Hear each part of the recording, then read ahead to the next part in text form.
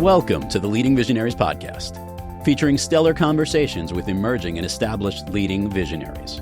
Thanks for joining us today as we celebrate and spotlight the leading visionaries who are thinking differently, seeing new possibilities, have the courage to dream big, take inspired action, and create conscious change all around the world. Now, here's your host, Anjel B. Hartwell.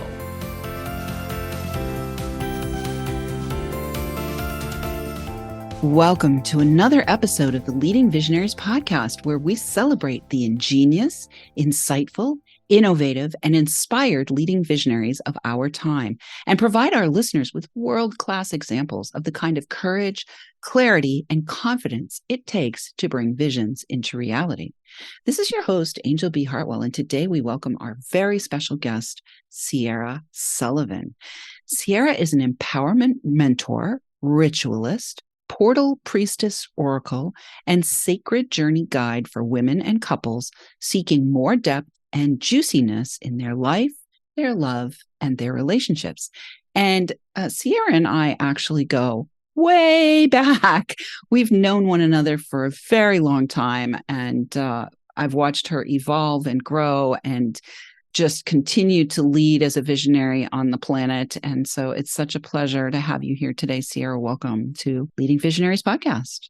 Thank you. It's awesome to be here. Well, Sierra, you and I do go way back. And what I want to start with here is I want to start with the conversation about being a visionary. And I'd love to have you speak to your own personal experience of receiving vision, being a visionary, taking vision and bringing it into manifestation. Like, were you the little girl when you were 5 or 6 or 7 who had vision and would come in and tell everybody? Or is this something that naturally emerged over time as a result of, a life intervention or divine intervention? Tell us a little bit about your visionary journey. I think a little bit of both, actually. I think that it was a naturally innate quality. In fact, I was just talking to my 3 sisters who were together last weekend, and they were watching some home movies that we would do as a kid. We would perform for the camera. And I was always the director. And they were like, they said that you could tell the videos that I didn't direct versus the ones that I did direct. So I think I had a vision to create something with some sort of form back then. But then I think my magical visionary superpowers came more online. I think when my mom was diagnosed with a terminal illness, and then a couple of years into that passed away. I was 24 at the time, and when she passed, and I think that there was in that journey of sort of like a reality check, a life passage for me. I feel like it woke up more powers inside of me to be, life's too short. Let's just do some of these things that I see. So I think it was a twofold. Yeah. Yeah. Beautiful. So would you call yourself a seer? Like, do you see, or are you like a knower, or some combination of things? Do you actually get a vision, or is it a different experience for you? I think I'm more of a knower than a seer. My husband might be more of a seer. He would say that I'm the type of visionary that he always has to show me the visual, but so he can see the thing, but I have this deep knowing and this deep tracking. And I think it comes from a listening to the field. I have a listening for the field. And then from that, the field informs me. And then I see what's necessary that would serve those that I'm here to serve. So I think it's more of a knowing. That's a good way to put it. Yeah, well, there's, so many different ways that we can receive vision. And I appreciate that you have a partner who can put it into visuals for you, right? Totally. Right. So, one of the things that you have also always been, from my perspective, like from the moment that you and I met, you have always been a leader. So not just a visionary, but you have been a leader, and you've been a leader in a way that was somewhat edgy, even at the beginning of our relationship with one another. You were a very strong advocate for women. So I'd love to have you talk about where that emerged out of, and then maybe a little bit about the evolution of your leadership. Great questions. Yeah, as a leader, again, back to when I was younger, I would always lead in some form. Like I had, when I was in elementary school, I remember I loved the movie Grease at the time. And so I wanted to have my own little pink ladies club. I called it the Purple Ladies. And so I would, lead a group of women or girls at the time into some sort of, like, hey, would you join my club? And then I would lead by directing those videos and so on and so forth. So early on, I would love to gather people to something, create something interesting, get them on board with the vision, and then do that. And then it came very clear after I had like almost 12 years or more in the entertainment industry, working at a job. Even though it was a freelance job, it felt a little bit entrepreneurial, but it was still a job. I would go to a job every so on, do the job, collect the paycheck, and then, till the next gig came along. After I quit that, along the way, I was like, this is not for me. I need to be in a place where I can actually be more creative, be more in the things that make a difference in the world. I really wanted to make a difference in the world. And I learned that from my parents, my dad became mayor. My mom was, the perfect first wife or whatever they call them. And, they would create all these amazing things for the community. And their whole vision was making the community a better place, bringing the community together to share resources to make it a better place. They co-created a festival together and so on and so forth. And so it was nature and nurture, probably, maybe more on the nurture than the nature, who knows? Because that was the nurture. I don't really know.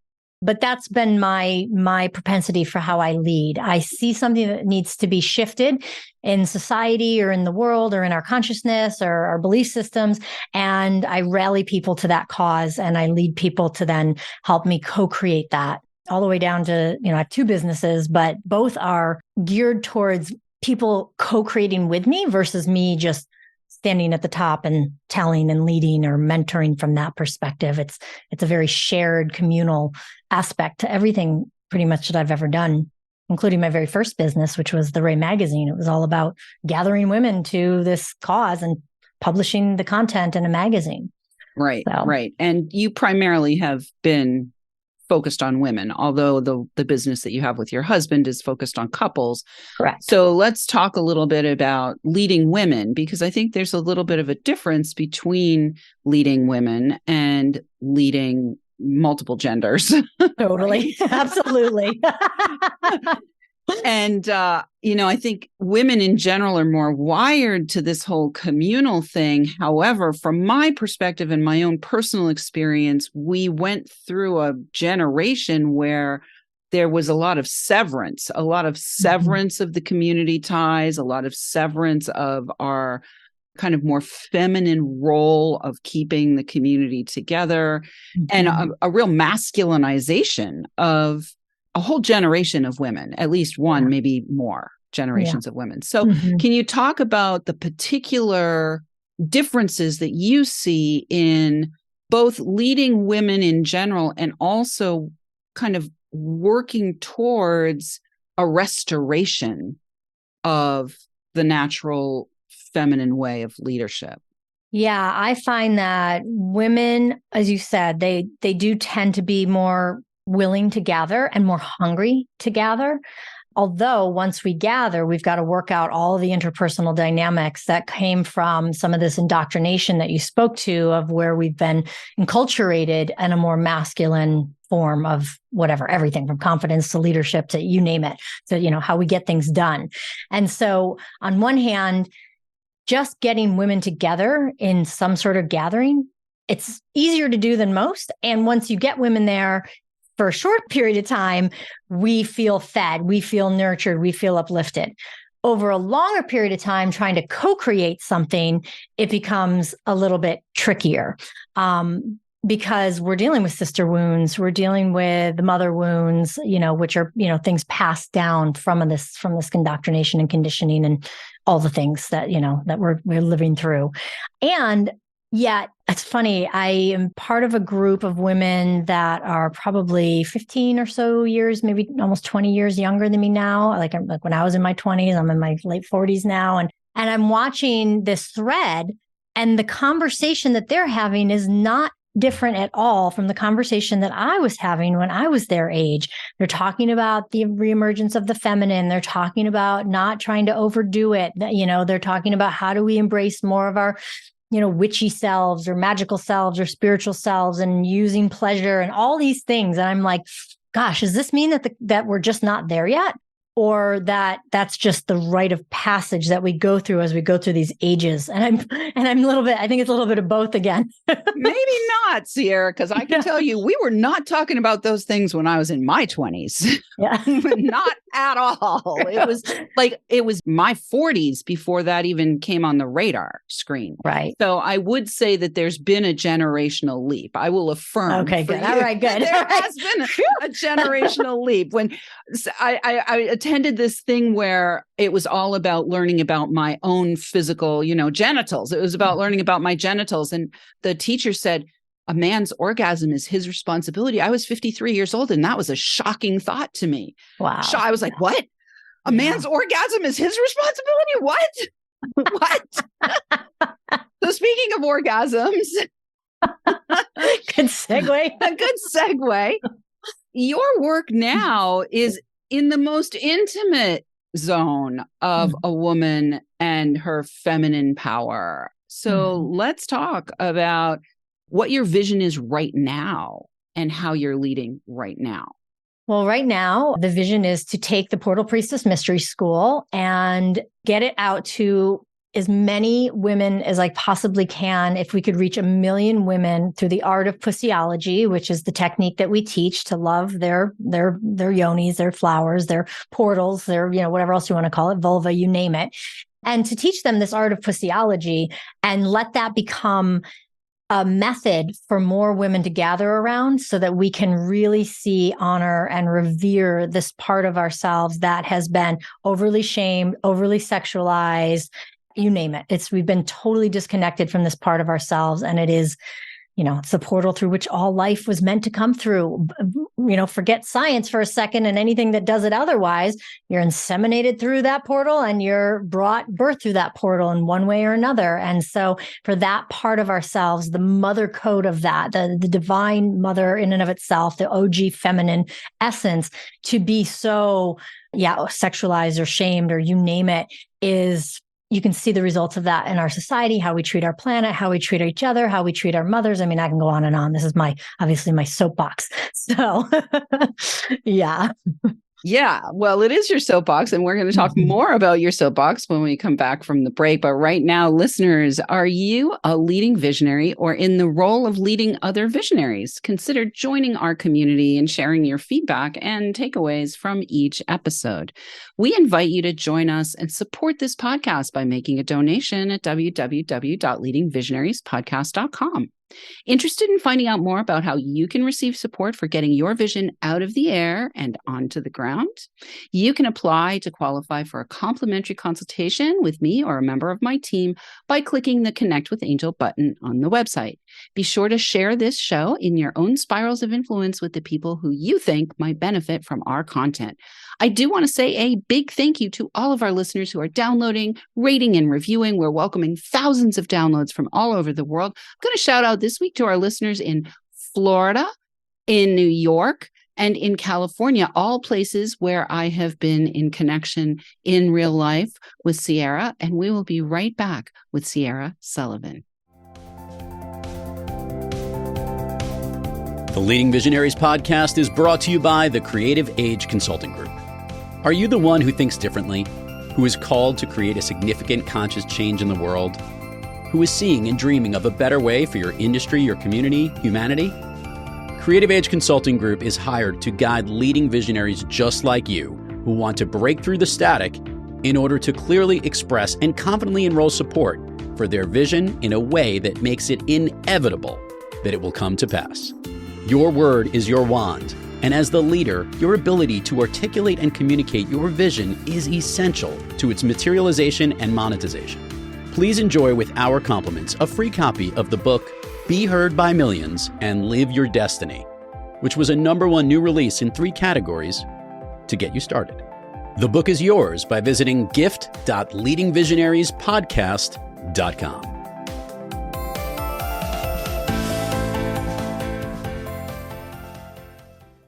And we are back with Sierra Sullivan. Before we went to the break, I told you I would let you know where you're going to find out more about her. You can go to portalpriestess.com/love your Yoni. portalpriestess.com/love your Yoni. We will have that for you in the show notes. So before we went to the break, you were getting on your soapbox, Sierra. And so I would love to have you keep being on your soapbox because, I think that's one of the things that a leader needs to do. A leader needs to speak and enroll.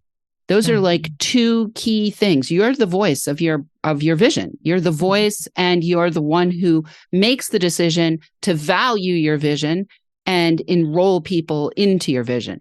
So let's talk about what exactly, specifically, and precisely you want to happen for people who engage with you at the portalpriestess.com. So I want to change the conversation that we're having around our sacred portals, especially with those, number one, with those of us who have one. It's amazing to see how much, again, shame, sexualization, disconnect, even looking. That's the thing that I help women do, is to really look, but not just look, but to see and to see symbols and, the whole thing. There's a whole lot that I could say about that. But I find that when I share this work, women are either super intrigued or super repulsed. And the repulsion comes from, oh my God, why would you ever look? I don't want to look. I don't want to see. I don't want to know. It's already hard enough to see unless you get a mirror or a nice phone and do a little Yoni selfie. And so which I highly recommend. Just do a little Yoni selfie. Just do a little Yoni selfie. I wouldn't recommend posting it anywhere, but well, I guess if you have your OnlyFans channel, you can do all you want there. But there's a real miss in the culture of at least Western women, and I'm guessing it's everywhere. From I've had a few women from other countries who popped into the temple of the sacred portal and whatnot. But where we are afraid to look, we're not looking because we're embarrassed about what we see. We're disgusted by what we see. We feel shameful about what we see. We have judgment about it. We think it's supposed to look a certain way. We think that all of the yonis of the world look the same. They don't. And so if there's anything that doesn't feel like what you've been shown in typical media or pornography or whatever, wherever you're looking to find this stuff, you're going to, it awakens women to a whole new just way of seeing themselves.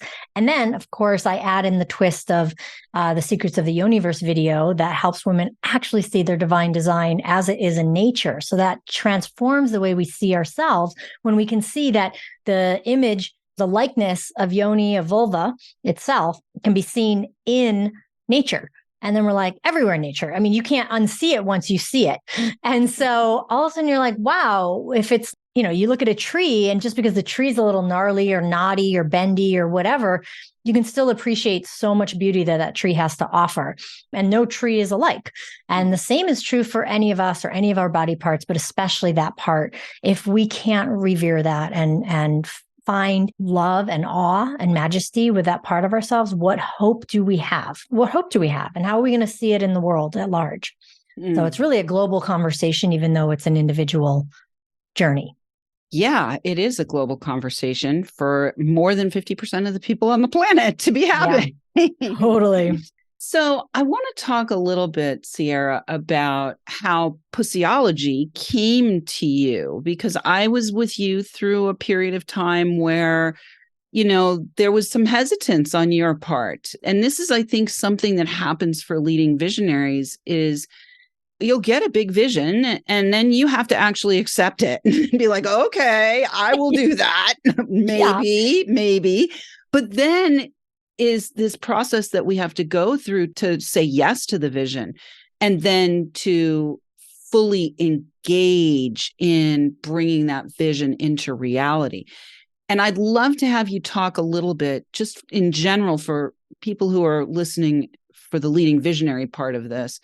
What was it like for you to get this vision that all of a sudden, oh my God, I am here to teach women to take out and do a portal, portal selfie and all of the other amazing things that you do in service. So let me be clear to our listeners. this is in service to releasing shame on a planetary level from the feminine, from the place where life literally emerges. So let's talk about the challenges that you had as you kind of grappled with that vision coming in and that calling.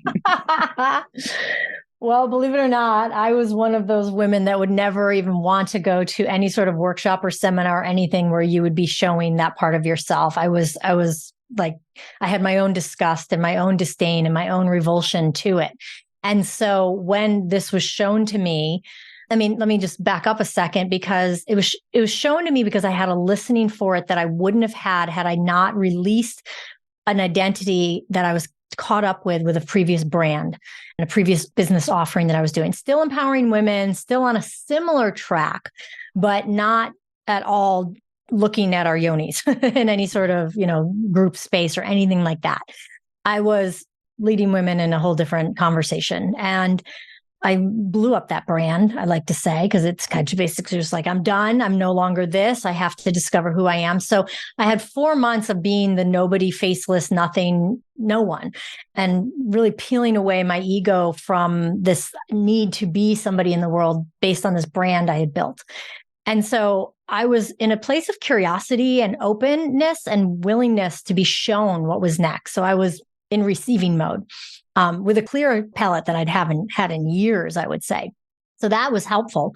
But then when the actual calling came and it knocked me on the head, I was guided one night in a ceremony to do this ritual. And there's a long story, but the quick and down and dirty of it is that it sort of started with a innocent conversation between me and another woman at this gathering. And we had both done some pussy empowered work at that time. And she encouraged me to show her my Yoni. And as soon as I showed her, I created this whole beautiful worship station. I was like, well, we're going to show it to you. Let's make this beautiful.